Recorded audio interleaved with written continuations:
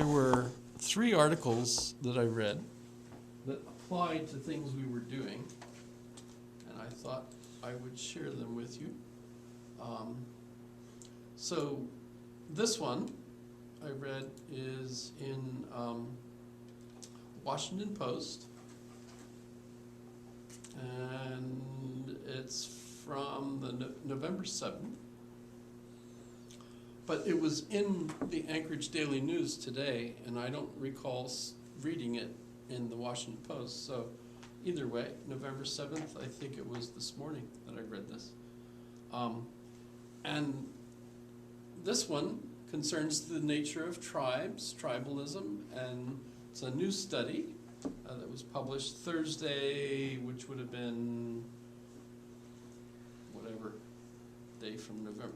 We'd have to figure, but either way, I think pretty recently, in the journal Science, a new explanation for the divergent course of Western civilization from the rest of the world. The early Catholic Church reshaped family structures. God bless you. By doing so, changed human psychology forever after. Now, I mentioned Francis Fukuyama in his book on the origins of political order. Talks about the Catholic Church affecting culture this way, and one of the effects of it was to do away with tribalism, which brought up the question, are you a member of a tribe, etc., because there's this suggestion that modern society is dependent on people feeling a national sense rather than a tribal sense. And there's other aspects of that too, but there are some interesting puzzles in that, that it's the Catholic Church that had that effect, not the Protestant Church, which had its kind of Reformation afterwards, right? So when you think, well, what about places like Spain, where there is more of a tribalism, or southern Italy, where there is more of a tribalism, and yet they're deeply Roman Catholic. And so this article I thought was pretty interesting because it has an explanation for that. The researchers assert that they can trace all sorts of modern day differences among cultures, from donating blood to strangers to paying parking tickets, to the influence of medieval Catholicism. The longer the duration under the church, will predict greater individualism, less conformity and obedience, and more cooperation and trust with strangers. Our findings have big implications, said Joseph Heinrich, one of the researchers. The research conducted by George Mason University economists Jonathan Schultz and Jonathan Beecham, and Harvard University evolutionary biologists Heinrich and Duman Bahram Mirad, I don't know how to say that, tells a new story about how human cultures turned out so different from one another. I would say so differently, but that's just...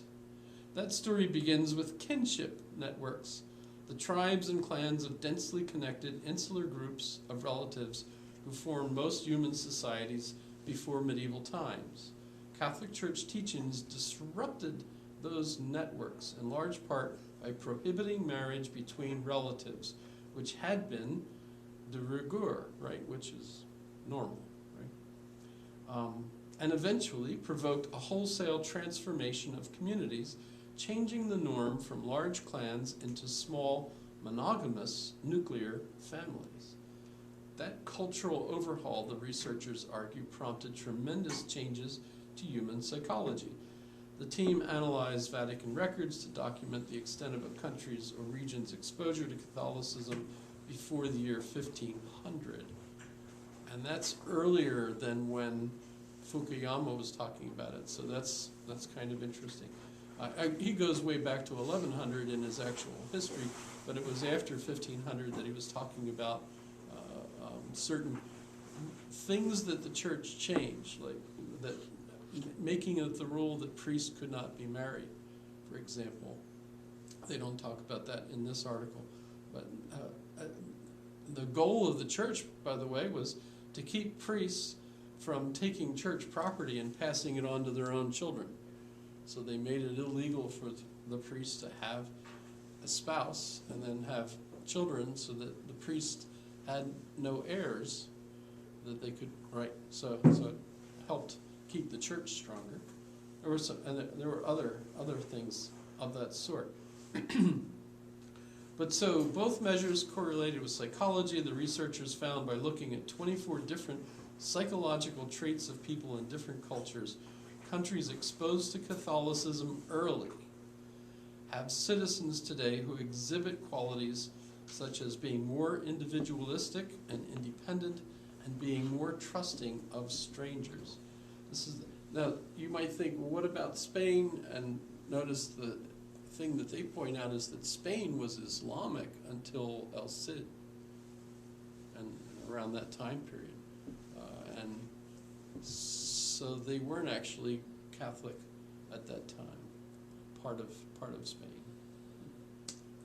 They mentioned that a little further down. But I studied the evolution of religion, called the New Paper phenomenal. Marrying a cousin was common practice in the large, close-knit networks of kin that dominated societies before Catholicism, the researchers said, and remains normal in many parts of the world today. Mari Rad, one of the researchers, said that he was raised in Iran, where 30% of marriages are to first or second cousins, and that he was surprised when he moved to the United States. I thought it was weird that Westerners don't fall in love with their cousins. It's kind of interesting. By contrast, the early Catholic Church was obsessed with, except in Tennessee, maybe. Which is interesting, actually, because they're Scottish, and the Scottish clans were not as affected by the Catholic Church as long. So they're, in a sense, clans, still tribal. Right? By contrast, the early Catholic Church was obsessed with preventing incest, even between distant relatives, but not between priests and their minor children. Oh, sorry. Oh, bad. Sorry. Oh, and I recorded that too. Sorry. That was evil. 13, they didn't say that. I ad-libbed that, and that was just... It's the truth, so... Sorry. That's another thing I learned from Jay Leno. He did that a lot. So, 13 out of 17 church councils in the 6th century. 6th century. We're talking about incest and incest regulation. He argued that while some people, including white nationalists, tend to interpret any scientific study about concrete differences between cultures as evidence of Western superiority, this study should instead point to the randomness of differences between peoples. There's really nothing special to start with about Europe, except that the church creates this obsession, Schultz says. This could have happened with other places around the world. It's just more or less coincidence this happened in Europe. Because their analysis examined a country's exposure to the church before 1500, the researchers noted they did not study the effects of the Protestant Reformation, which began in 1517. Notice Max Weber gives us the argument that it's the Protestant Reformation that gives us the modern capitalism, etc. As they studied places that were colonized, I read that, based on the proportion of migrants to native population and the length of exposure of the colonizing country before colonization, that led to some striking differences. Much of Spain was under Muslim rule, not Christian, before 1492. So Spain's Catholicism exposure score is much lower than England's, meaning Mexico, colonized by Spain, is much less influenced eventually than New England, colonized by Britain. So therefore, you might say that there's a typical, more modernized population in places like New England than in Mexico. Scientists describe a select set of cultures as, I've seen this before, weird. So W-E-I-R-D stands for Western, educated, industrialized, rich, and democratic. Have you heard those? That, what's it called? Anagram? no, not anagram. What's it called? An acronym. Acronym. That's what is it? Western, educated, industrialized, rich, and democratic. Weird.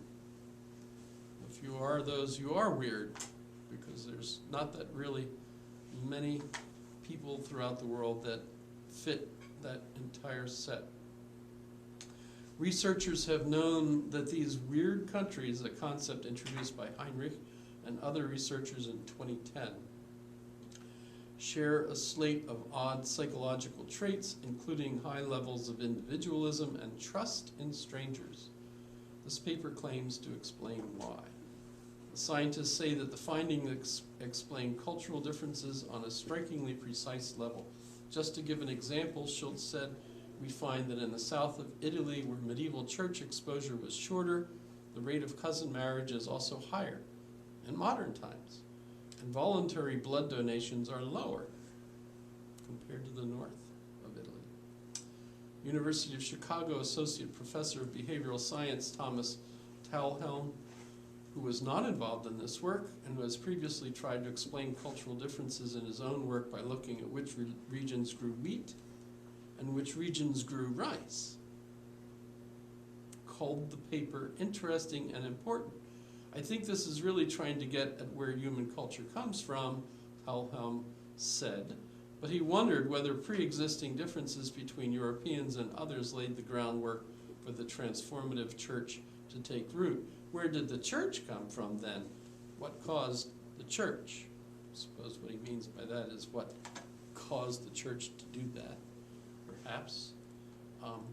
I will pass this link on to this article in my notes if you're interested in this.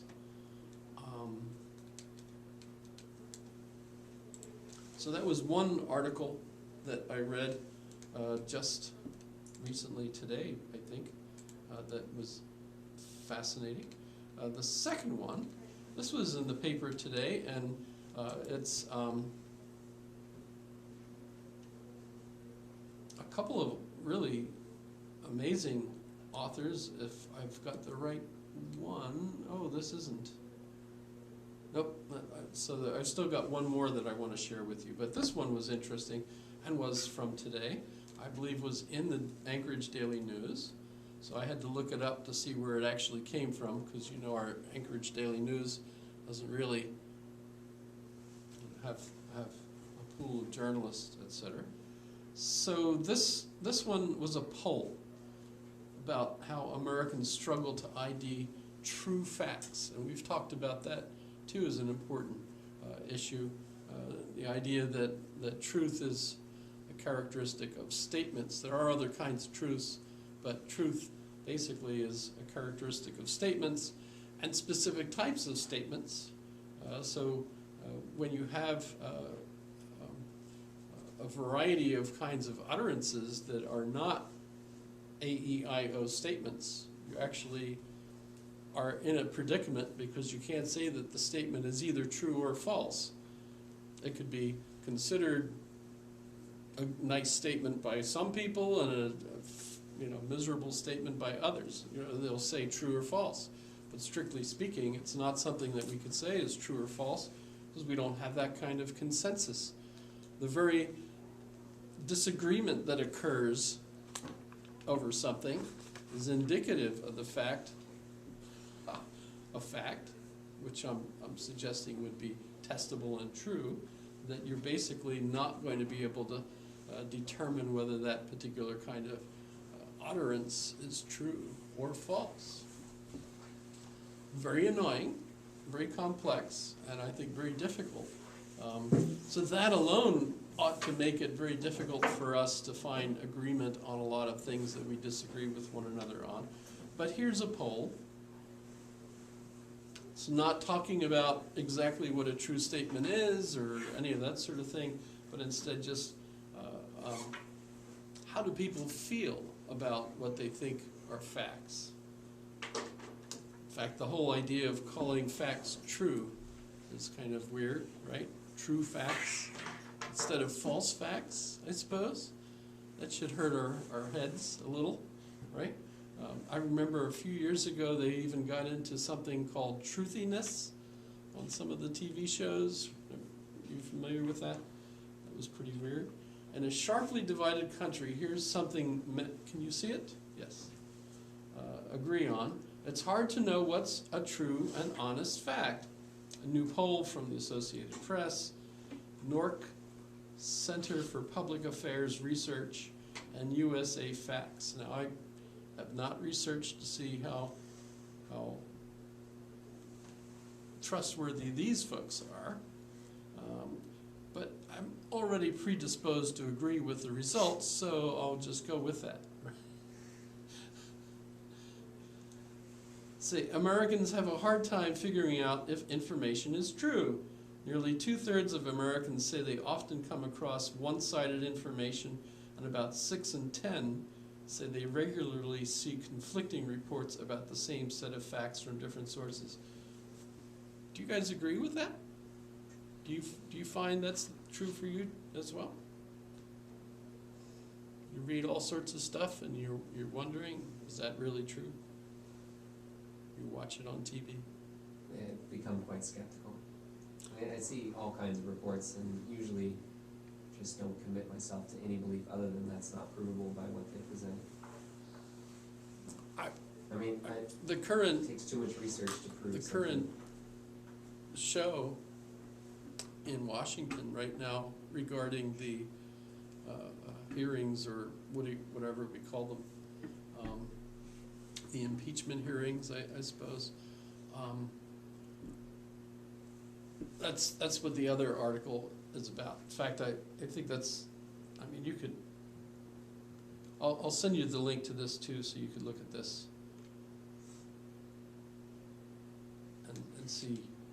Yeah, like, oddly enough, I felt that way watching a video on Facebook, which is weird to get information that this girl was attacking these two people in a car, like their truck, and she was stabbing the truck, and I was just like, what's going on exactly here? And the guy on the phone was saying that they were trying to just back out, and they almost hit her, and she started freaking out. And then I looked more into it, and then like an article on it said a liberal girl attacked these two Trump supporters. I'm like, that sounds like it's more out of proportion than what actually happened. Attack them in their truck. That seems like an interesting decision. Well, I'll show you a dance routine that I did once. Where you dance around the facts? Is this my... You have a dance video? I do. That's more interesting. I think I'm in the right... Gangnam Style.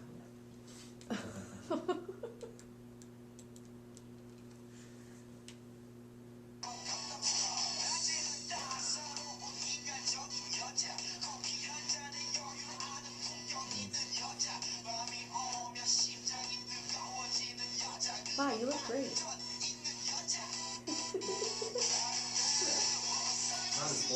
Not so bad, considering it's clear I have no talent, you know. Did you do this with an app, or how did you do it? Yeah, it's Jib Jab. I see people do this with like Christmas. They'll have like a Yeah, dance routine. they've and got then all they're just- kinds of, you just slide your face, or whoever, I could put you in it and send it to you and I think they're hilarious. get sued probably because of, Pretty good.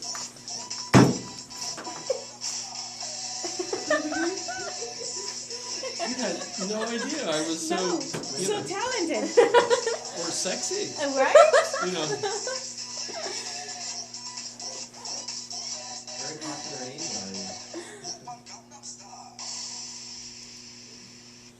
So that's, Made top charts. if you need that link, I could send you that link as well. I'm good. You can do But- your face. That It's so can remain the cool. missing link. No, you could send it to everyone and they'd be confused because they're not here tonight. Well, so, I mean, obviously you don't trust that.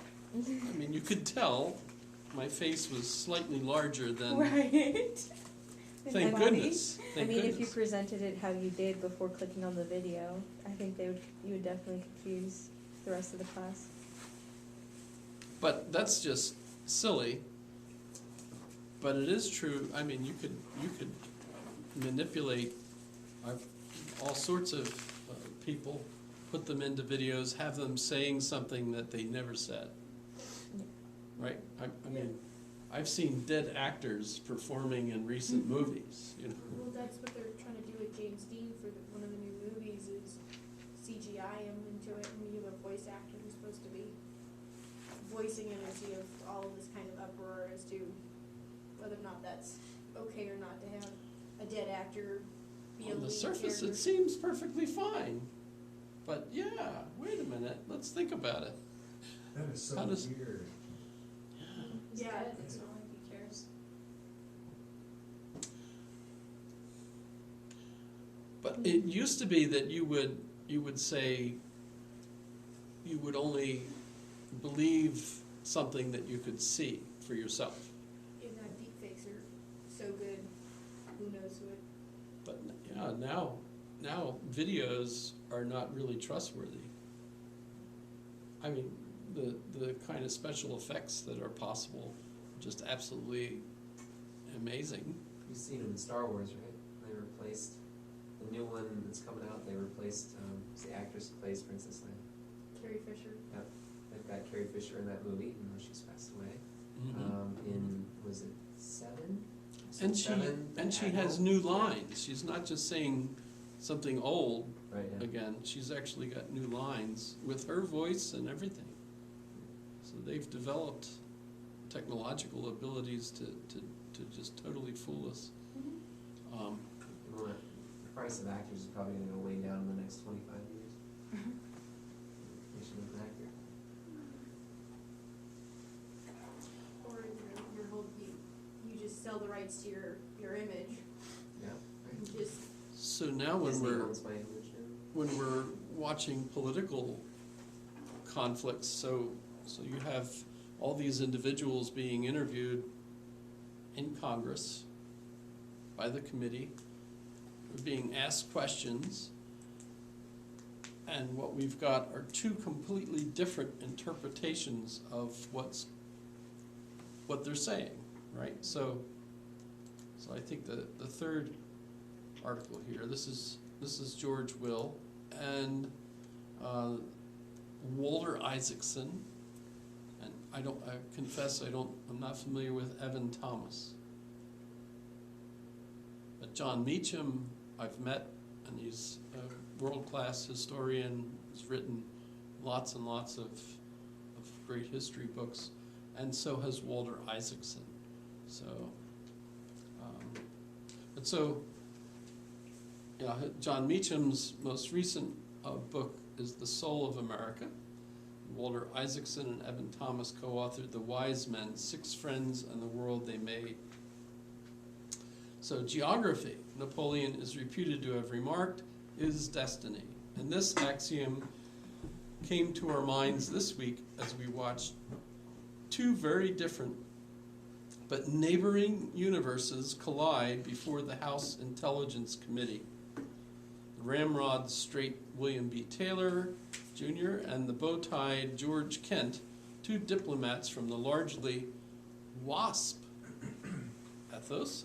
Does everybody know what that stands for? White Anglo-Saxon. something. Protestant.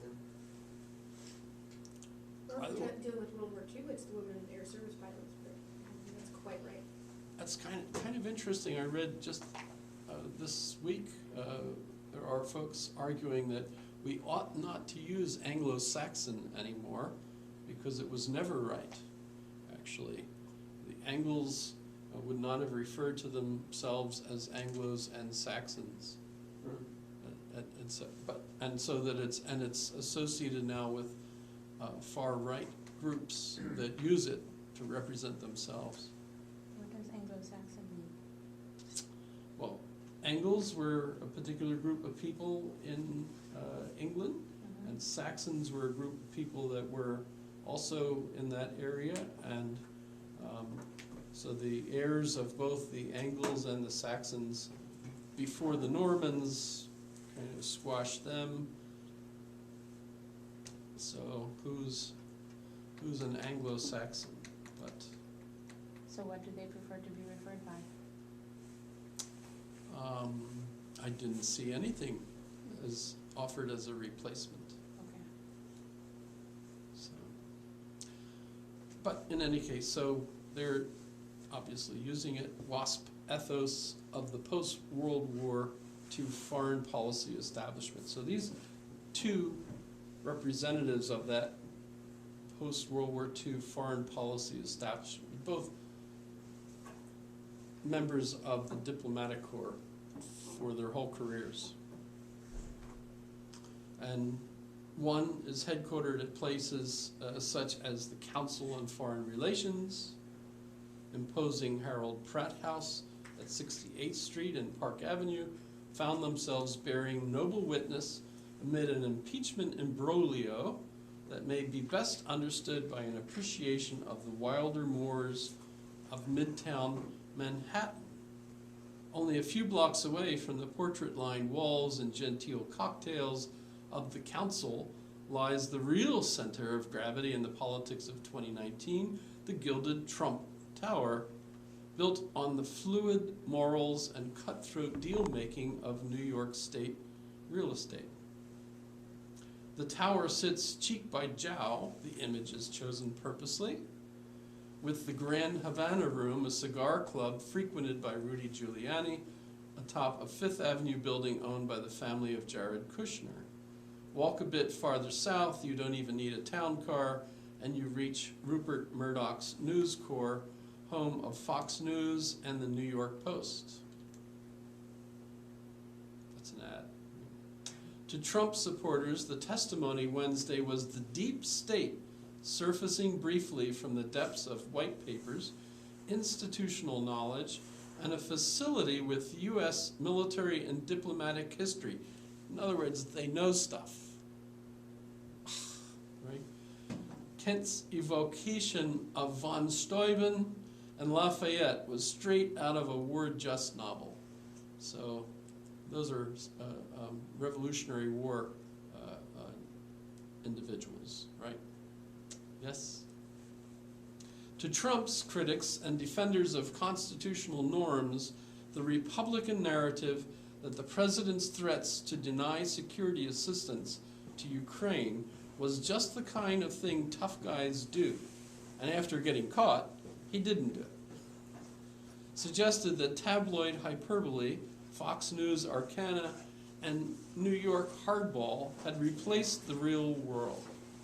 From the long telegram to Twitter, long tweets, right? And from Averell Harriman to Sean Hannity. To borrow a phrase of Henry Adams, so that would have been the grandchild of John Adams and John Quincy Adams' son. Am I right? Did I get that right? Or Charles Adams is Henry's father, so, and Charles would have been John Quincy Adams' son, so it would have been John Adams's great-grandson. Sorry. Himself, a Sheehan of presidents, the current moment disproves Darwin. The story of upended conventions and of a president who careens between self-parody and serious lawlessness is by now familiar, as old as the age of Trump itself. The distinction is that the impeachment hearings have given us perhaps the clearest example yet of the triumph of political demimonde, wise guys, such as Trump, Giuliani, and the Roger Stone, who was just found guilty of all counts, by the way, just today. And Ailes, over the latter-day Robert Lovitz and Dean Aikesons. I'm not familiar with all of them. I've heard the names. And it's not just wise men, of course, Jean Kirkpatrick, Madeleine Albright, and Condoleezza Rice hailed from the establishment world, as do Marie Yovanovitch and Fiona Hill. The moment of decision between the wise men and the wise guys on Wednesday was subtle but nevertheless clear. It came when Rep. Michael R. Turner, a Republican, noted that diplomats such as Taylor and Kent deal in words of understanding, words of beliefs and feelings, because in your profession that's what you work with to try to pull together policy. Theirs, the lawmaker was implying, was almost a touchingly naive way of life, in which one trusted what one was told, assumed the fundamental truthfulness of, say, a presidentially appointed ambassador, and believed that a president himself meant what he said. How naive. That's kind of a horrible criticism, isn't it? No longer the midtown game of wheeling and dealing, often done over a cigar at the Grand Havana, or perhaps an overpriced steak at 21, has now gone global as the denizens of Trump's neighborhood run shadow foreign policy ops, seeking 2020 election help and good paydays, etc. They're going to go on to argue that what we've got are these two cultural groups who are speaking different languages and interpreting everything that's being said in their own frame, their own worldview. And so they hear the same statements, but find that that's not getting Trump in trouble, and of course it's condemning Trump from the other point of view. So you've got these two worldviews. So of course you'd have to go into detail, I suppose, to analyze the different statements and see if the statements that are being made are the kind of things that you could find are either true or false, or interpretations of data, in which case I suspect, and a lot of my friends Wednesday night were also talking about this and are absolutely convinced that nothing's going to come out of these hearings. So I think it's interesting that the way they laid it, how, does this go on much further? I'm going to send everyone the link Okay. so that that's the end of it here. So Is I think they're terrific authors. I highly recommend Well, I at think least it's two of interesting them. the way they laid it out. It's not an argument as a traditional argument. The facts, which are almost indiscernible in there, I think, and I think that's on purpose. They tell stories. Both of these historians tell stories. That's the problem with it. That, I think that is maybe the point you're trying to make, is that you can't make anything out of this. I mean, right from the top, where it says that something Trump supporters, and then the, what did it say up there about the Trump supporters? They're calling them the wise guys instead of wise men. There's something about some white paper too that I thought was an interesting rhetorical tool. Oh, the deep state. Yeah, Trump yeah. supporters see this as a representation of the deep state, and then they list several examples, white papers, things like that. I thought, what's the purpose of that? Right away, we're poisoning the well here. But I think it's interesting that he doesn't lay out the facts in like a linear fashion and then talk about that. He works all that into a narrative that he's come up with, which really just This makes is an it too hard. opinion piece. Right, but this kind of goes hand in hand with what you're saying is it's hard to find facts. Right. You could write an opinion piece that has facts. I don't think he intended to present facts as facts were. I mean, we could, what's the old saying? Go there. Oh, here comes an eagle coming to save the squirrel on the side of the road, and well, we think, okay, well, he's gonna go eat the squirrel. And then other people say, oh, here comes an eagle coming to save the squirrel. He's gonna get run over by a car, you know? And it's kinda like, I mean, how do you wanna look at this? Now when I think of squirrels on the road, I think it's that one in the, what kind of commercial, right? Geico. You know, A car insurance commercial, right? you know, where they're just trying to scare the car off the road, and then they all yeah. meet, Yeah. Give high five. give high five. I've been totally damaged by the visual stimuli I've seen. Just don't break But down. I mean, if we're talking about where can we find a true fact I tried to in this, I you know, tried to what we, find out the facts of what this weird inquiry hearing thing, and I couldn't actually figure it out. it's two weaving, you know, stories that are trying to interpret. I mean, we've actually got the transcript. I suppose, can it be trusted? Because the president just released the actual transcript today. So, because you have one person saying, this is what I heard, and then one of the committee members saying, you couldn't have heard that because that's not what was said. And yet, what you think you heard is, so we have, I don't know where this came from, but I will send all three of these links that I just talked about, articles that I just read recently, that I feel like they just tie into the kind of difficulties, kind of negotiating as we go through the topics. Today, for example, we're talking about Kant. Again, we kind of briefly touched on Kant along with a couple other philosophers, because we have to recognize Kant's position. Today, everyone in academia accepts at least Kant as establishing how significant it was for us to realize that everything that we're seeing in the real world, what we want to call the real world, are things that are going through the filter of our human perception. And that filter itself is still filtered further by our cultural interpretations of things.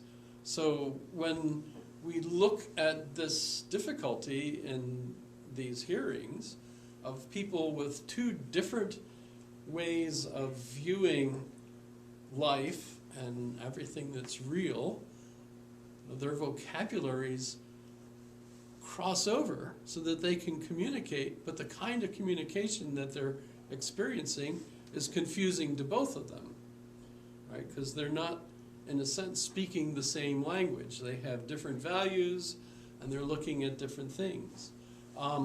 Another terrific author on this is,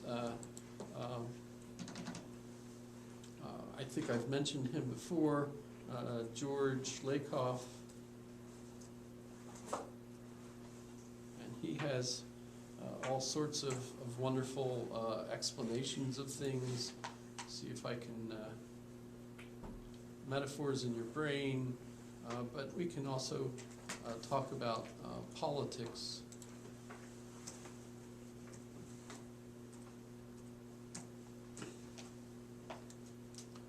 So I'll just play a little bit. Find the natural parameters there. Where does it have to go?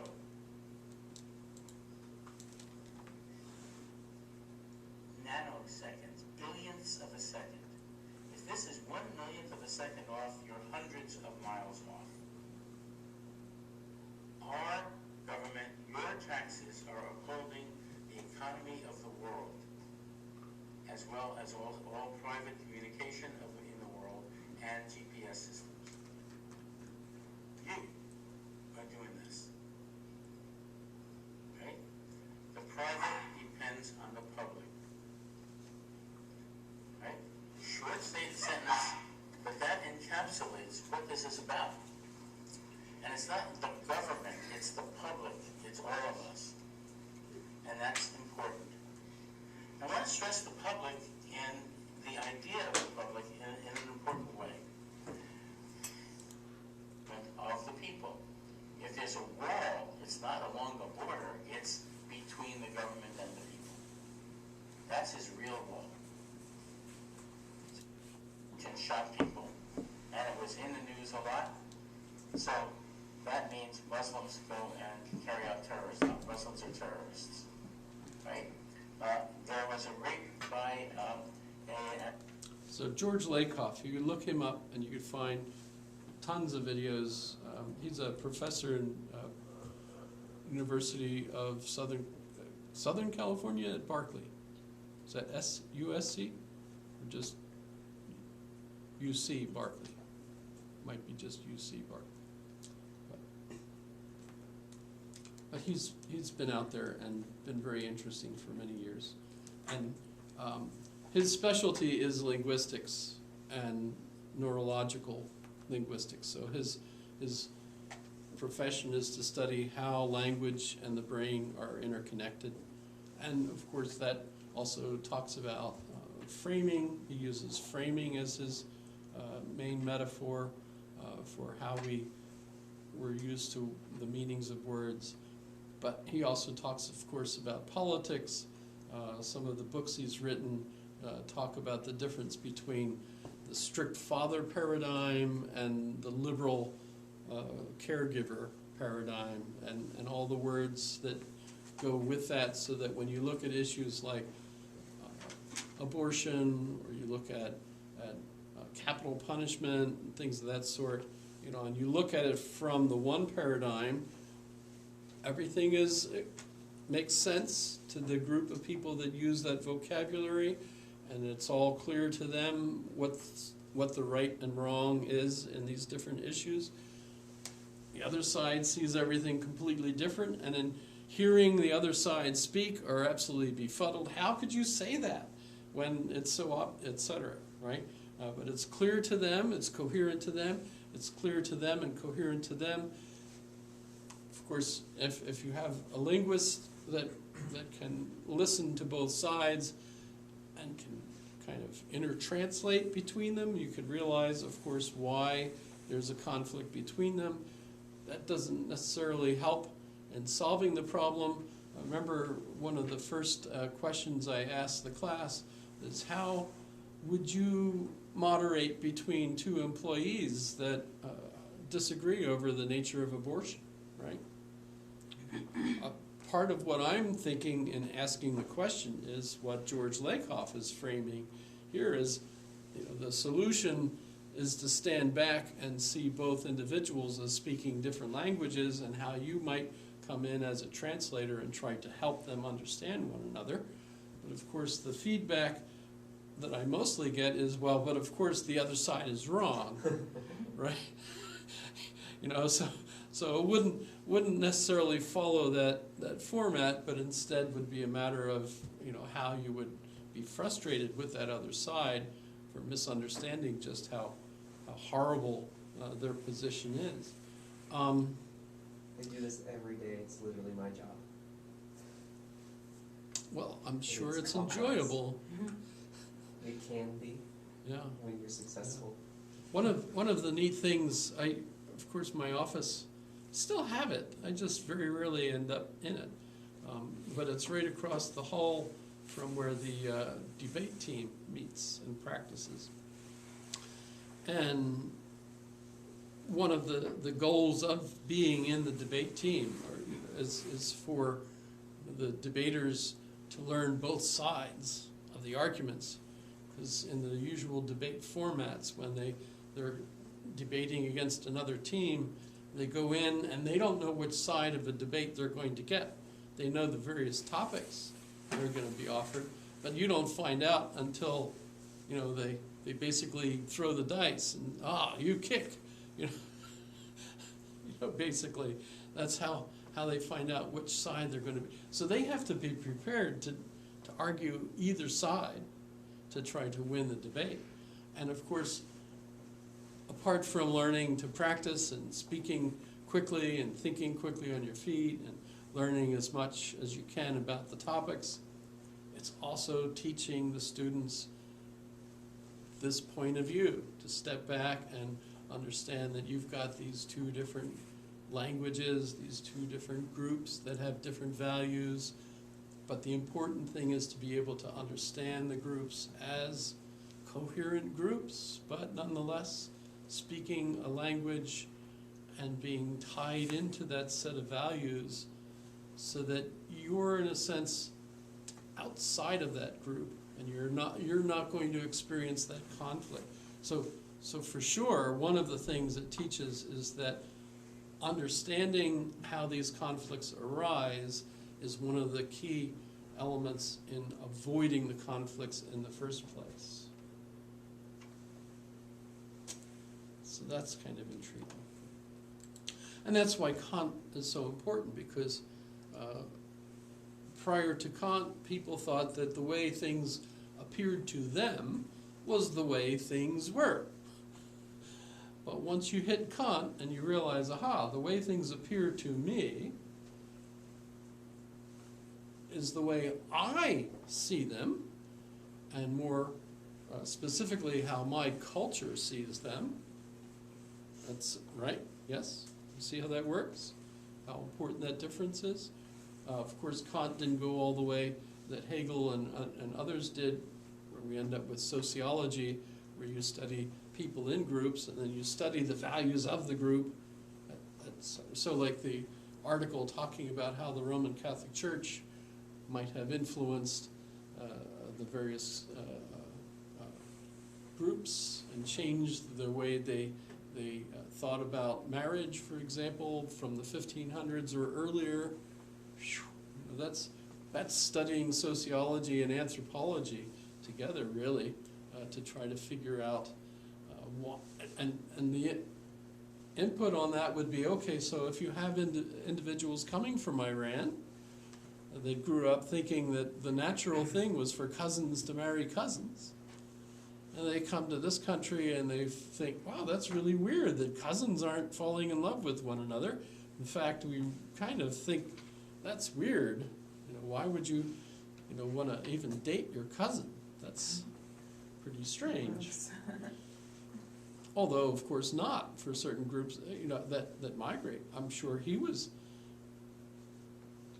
probably coming from a culture that those are your primary candidates for weddings, or your cousins. So that had to be strange for him. But if you think of it, having the understanding of what makes people think that way should help us understand the nature of conflicts and avoid them. Yes, Tim. I was waiting to see if that article you mentioned about the influence of Catholicism on countries pre-1500 AD, what their logic was. Did they ever reveal that, or are you aware of what the logic is for No, discouraging incest in but that's cousin marriages? no. I have no attempt to explain why that would be. Why, and that's why the one quote from someone else later in the article that points out, but what made the church do that?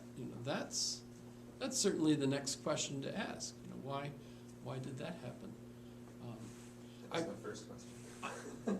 Yeah, I remember growing up and being told that people don't naturally date their close relatives because genetically that would be bad. That it weakens. That you want a mix of genes rather than all the same genes. And it usually made jokes about British nobles looking kind of weird. Blue lights. Too much intermarriage and so on, which I don't know if that really is part of what did that. I know it certainly did influence certain families because they had an illness, and by doing that they kept passing on those specific illnesses. Hemophilia, for example, the Tsar's the male children all had it.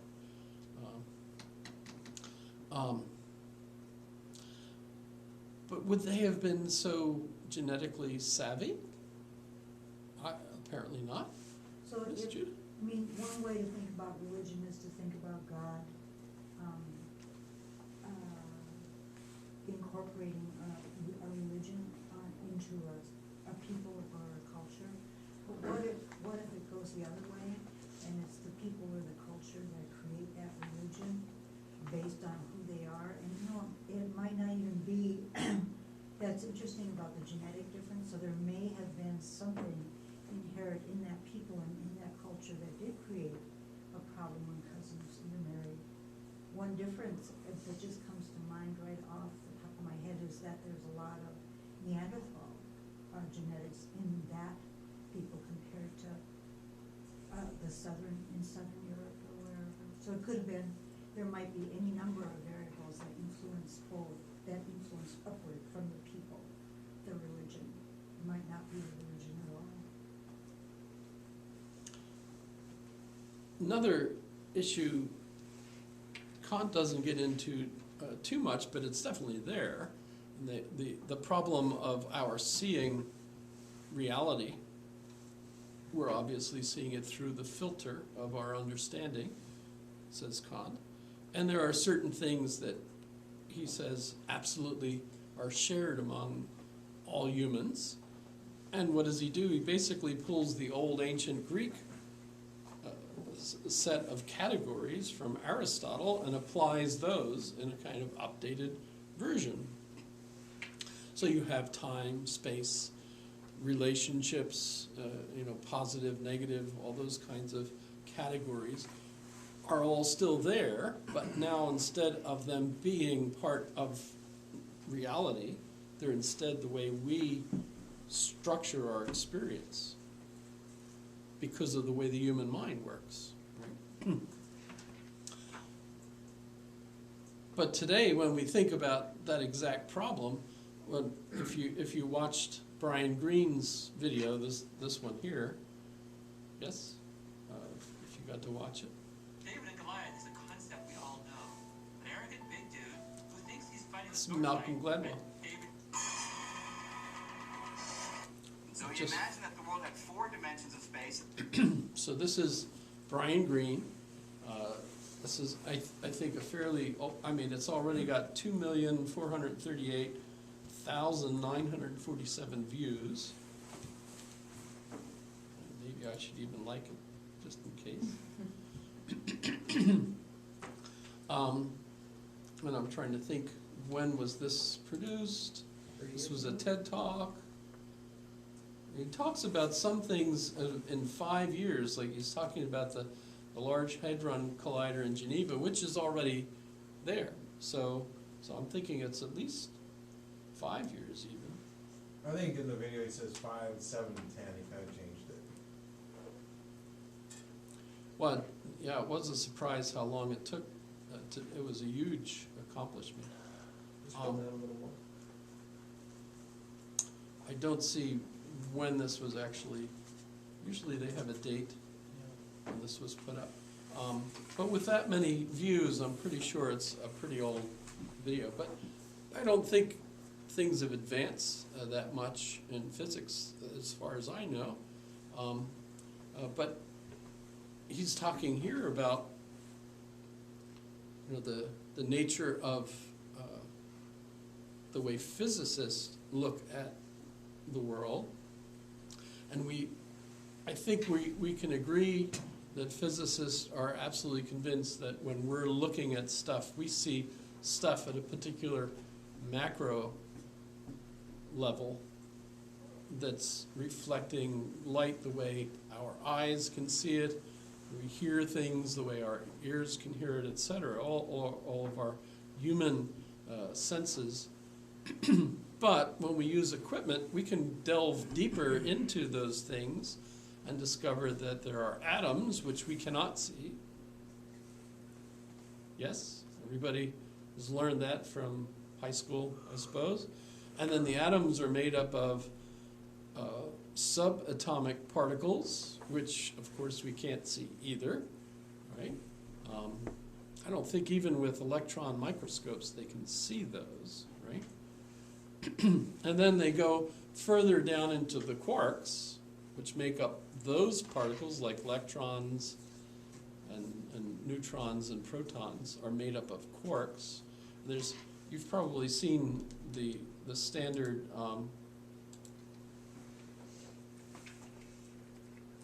model of particle physics, I suppose, yes. Any of these, I guess, it should be current, I hope. So these are all the standard does this one also have the God particle? Which one? It was a boson, wasn't it? Remember which one? I think it is the boson. So that's got a nice spot there. And I think there are some here, but they're obviously a scalar, which means they can be a variety of things. So this is the standard model as far as this particular site says. I'm going to trust it, I hope. A lot of it's pretty much what I've heard, the up-down, strange charm, top and bottom quarks, and then these antifermions, I guess. I don't even know what the heck they all do, but these are all particles, subparticles, which of course are way below the ability of our senses to detect without equipment, like the collider, right? And now the argument that they're having to try to explain these mathematically is string theory, which adds dimensions, which we cannot see because they're so small. So if you saw that video, it explains that very well. He shows, for example, the cable going across the street with the ants moving along the cable. So obviously it looks like a straight line, a flat surface to us. But if you're small enough, you can actually see that it's a ring that they can walk around. There's more dimensions than just the 3 dimensions that we see, right? So that's another aspect of reality that, of course, Kant, I don't think, expected, but nonetheless, his theory, in a sense, predicts that you can't actually see reality. So how many levels of reality are out there that theory will enable us to find? So I suppose that's pretty interesting. What else? Where can we go with that? I think that's pretty much all of that. That was page 161, right? Kant's 141 and 144. Oh, 141? Oh, yeah. Okay, thanks. So regard... In the video, he mentions like 20 numbers or 20 mathematical formulas or something? Right, so I believe each of those formulas is for one of these, right? Oh, I see. 1, 2, 3, 4, 5, 6, 7, 8, 9, 10. You could do it easier, right? There's 4 by 1, 2, 3, 4, 5, 6, 7, 8. 8 times 4 is 24. No, it's 32. Oh. And then minus 2, so there's 30 there because it's not a full. If you use 4, then it is. It's all the And numbers. you see the problem we're in. My wife is the one that takes care of the checkbook, and she's the one that says, I can't even subtract anymore. And I'm on the verge of suggesting, well, maybe I should take it over, but you know what? Hey, you're Wouldn't close. be any better. I always mix up 8 times 4 and 8 times 3, so I'm not feeling it. I used to be able to count. But That's I guess because I watched, the count on Sesame Street. I guess my question is, he says, well, it goes all the way down to the little string things, the little bottom of the things. But it just seems like, well, we keep going past, we keep finding a mathematical formula. It's like, well, that means there's... Yeah. So how long is this going to sit? Yeah. It seems like about 50 years is about the maximum anything kind of. And then here we go with facts. Right. What's a fact here? True. Because each of these have their own wiggle if they're their own string, right? So each of those particles is wiggling, and the wiggle is the formula. As I understand, I don't. Maybe you guys.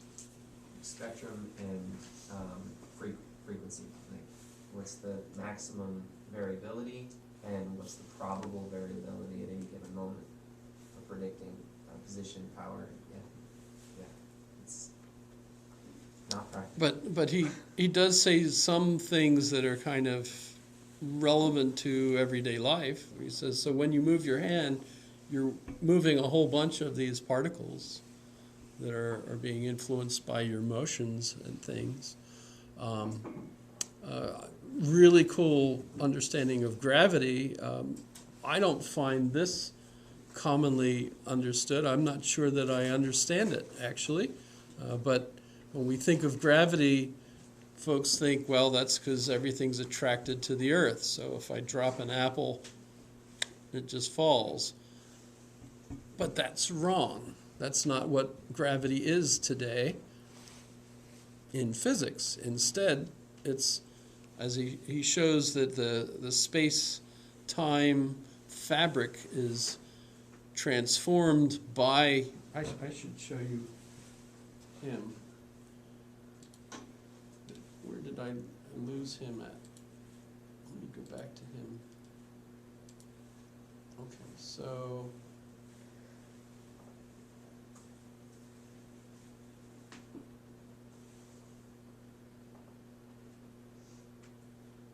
this is where he's talking about gravity. It's further back here.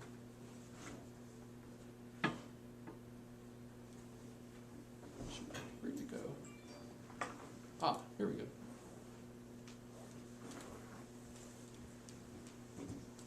To curve, and that communicates the force of gravity. Even the Earth warps space around it. Now look at the moon. The moon is kept in orbit, according to these ideas, because it rolls along a valley in a curved environment that the sun and the moon and the Earth can all create by virtue of their presence. If we go to a full-frame view of this, the Earth itself is kept in orbit because it rolls along a valley in the environment that's curved because of the sun's. Okay, so you've seen this kind of image before to explain this, right? I remember before having these kinds of graphics, Stephen Hawking described it with like a blanket. You know, you have the beach ball in the blanket, and it pulls, you know, the cue balls all around, etc. But I of course have some questions on this, because this is a two-dimensional image, and yet gravity would have to be in all the dimensions.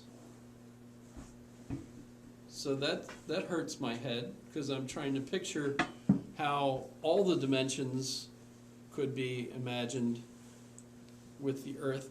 So the Earth isn't like in a blanket, but instead is completely enwrapped in space that is being contorted, warped by its mass and the sun's mass, and of course all the other masses that are out there, right?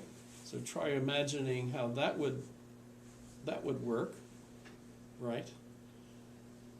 But then put yourself on the planet and notice that you're going through the same experience as the Earth and the Moon, right? So that you're not actually falling towards the Earth, but you're moving kind of a parallel orbit with the Earth, and it's close enough that it keeps us in contact with the Earth as we're falling and the Earth is moving. So we're not falling towards the Earth, we're moving in an arc that keeps us close to the Earth. Does that make sense? So if we drop something, it's falling, but it actually follows that arc, and so ends up landing on the floor, looking like it drops straight down. But we're all actually moving, right? So I'm pretty sure Kant was not imagining any of this. He was convinced that Sir Isaac Newton was correct, and Sir Isaac Newton, if you recall, believed in a static universe where you could draw a straight line through space. There wouldn't be curved because of all these interactions. So we end up with hyperbolic geometry today to explain all of this instead of Euclidean geometry, which was what Sir Isaac Newton was using, right?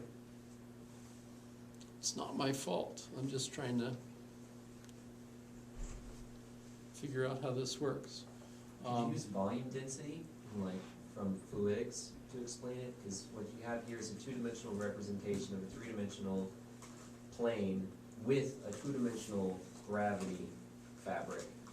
And so you're mixing two dimensions and filtering through one two-dimensional lens. So instead of picturing a blanket, would you picture a cube that these spheres are in, and they're in a liquid that has variable density, so that the least dense liquid is closest to the sun, and the most dense liquid is closest to the edge of the box, which moves the planet away from the high density to the low density, and that the speed of orbit is what maintains it at a constant distance.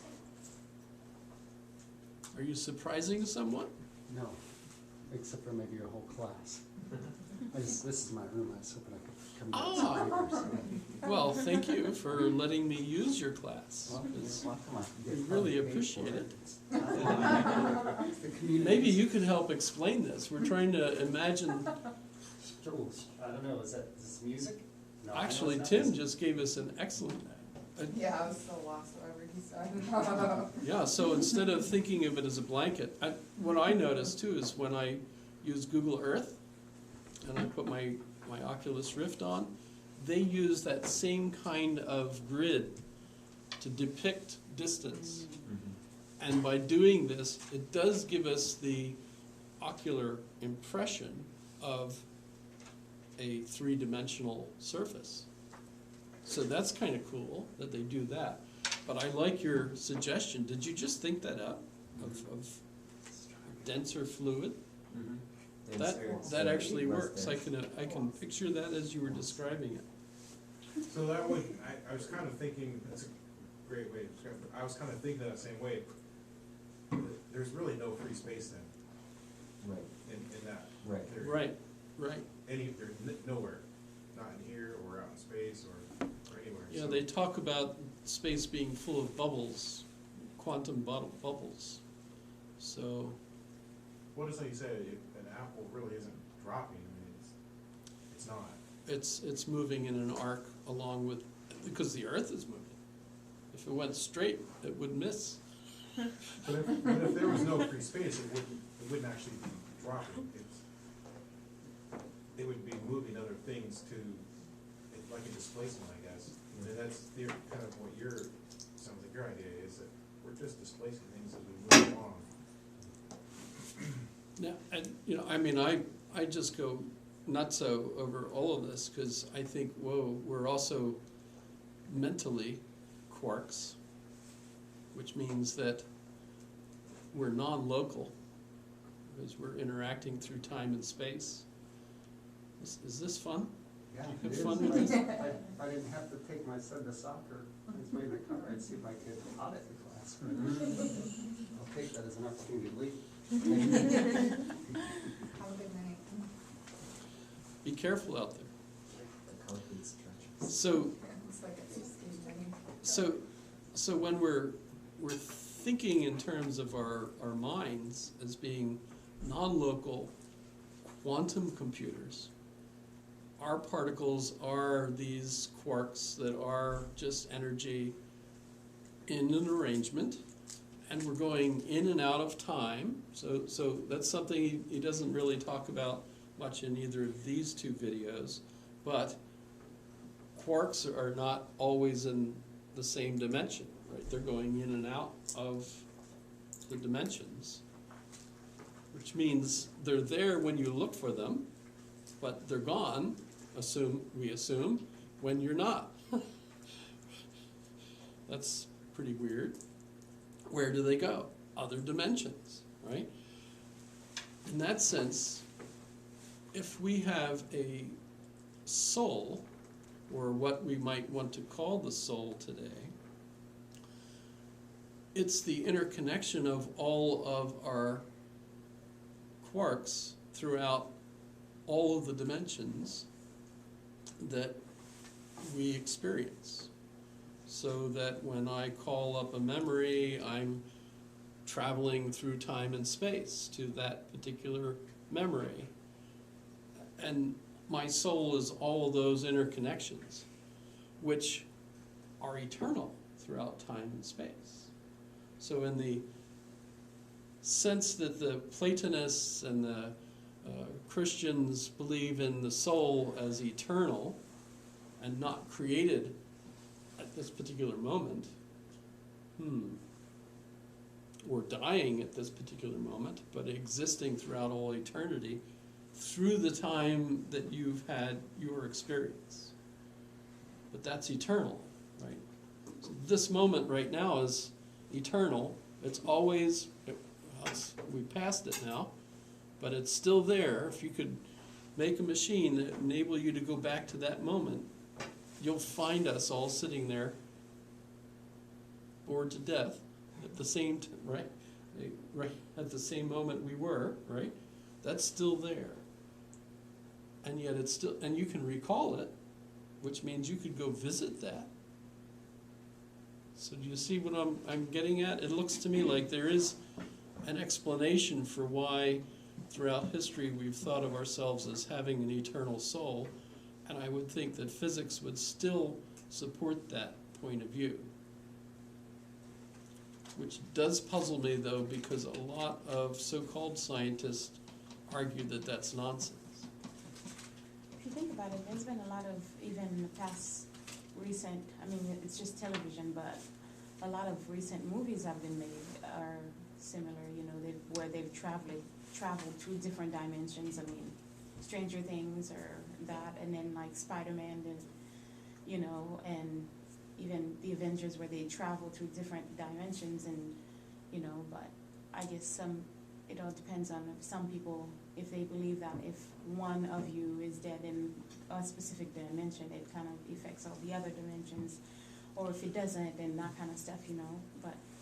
Well, that's part of it. Yeah. And that's why they'll also point out that we can influence the past, because we're interacting with all of ourselves in all these different dimensions. So if I see the rainbow landing in Eagle River, and I say, that means, you know, we should live in Eagle River, and as soon as I walk into the house, I say, yes, this is the house. Is it because I've already, in a sense, experienced it, and it's interacting with me so that I know this is the right place? Does that make sense? Although, I have friends that say, this is all nonsense. I hate, I'm trying to quote from a particular philosophy professor now that says, I hate it when people take, you know, the modern physics and then extrapolate all these weird things from it. You know, it's just, you know, and he's smart. So he's a Platonist and a mathematician, so I have to, yes. I like how you say just a second ago that is the soul, all that, is that nonsense, you know, science, some scientists say, oh yeah, it's just baloney or whatever. I think that's where Dawkins gets interesting, he's just carte blanche. Yeah, it's just crazy. It doesn't even make sense. And it's like, here we are, we're talking about things at a level that we don't know. I don't even, like you said, we can't see them. So once again, we're actually talking about the same thing, which is faith. That we have faith that this, or we have faith that this. And I think it's interesting, and I think that's why he's a kook. So. Well, he's very religious, although he would hate being described that way. Although, by the way, I just saw Saudi Arabia just declared that atheism is punishable by death. So I hope Richard Dawkins is never lured to go and lecture in Saudi Arabia, because that could be the end of his career.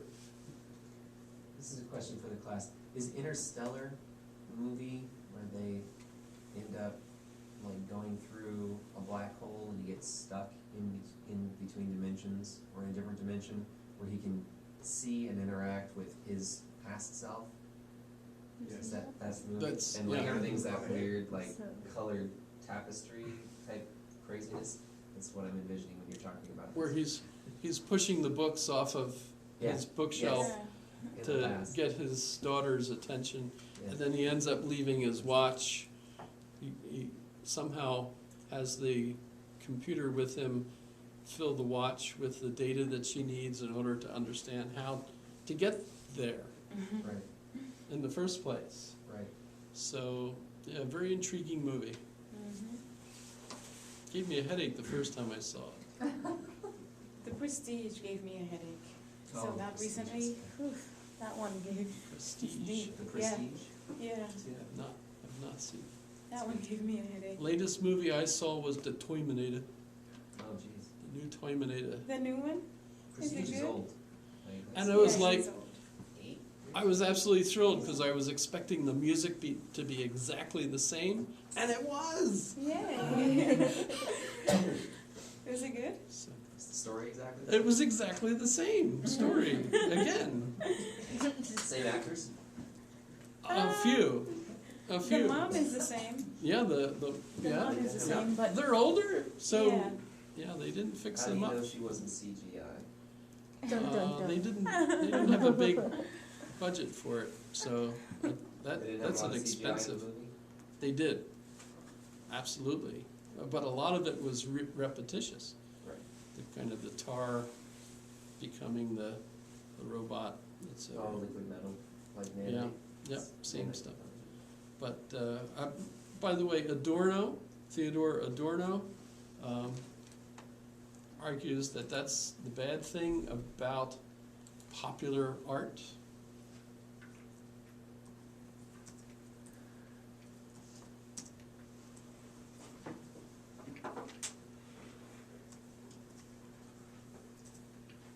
Pop culture.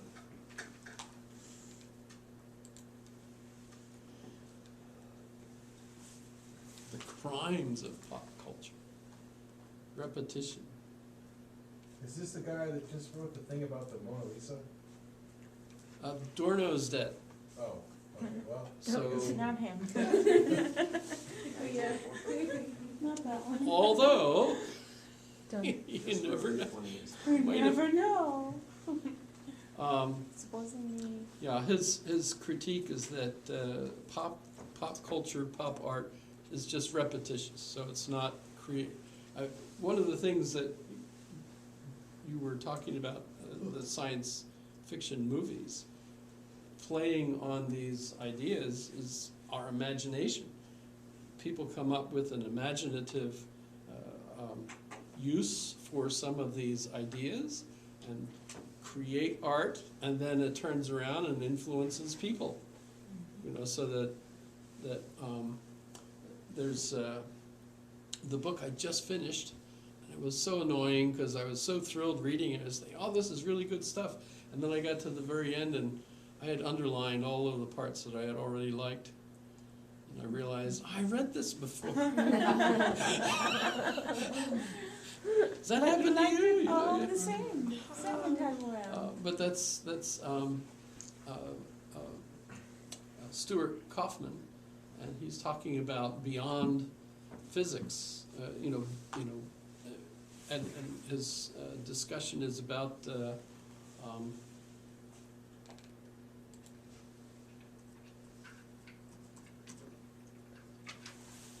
did I spell it right?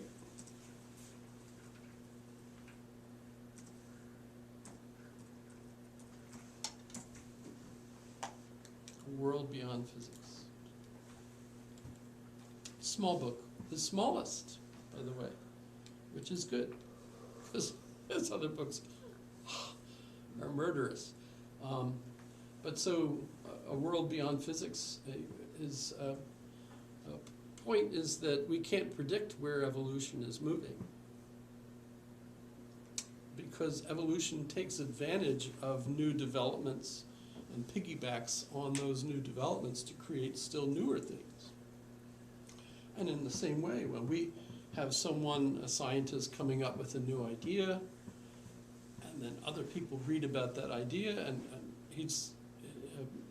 Brian Greene talks about Kaluza in 1907, and what was inspiring him to think about and develop string theory was Einstein's new developments, right? So because Einstein was talking about the problem of gravity and realized that of course Sir Isaac Newton knew he hadn't actually solved the problem of gravity. He's still fantastic because he came up with formulas that predict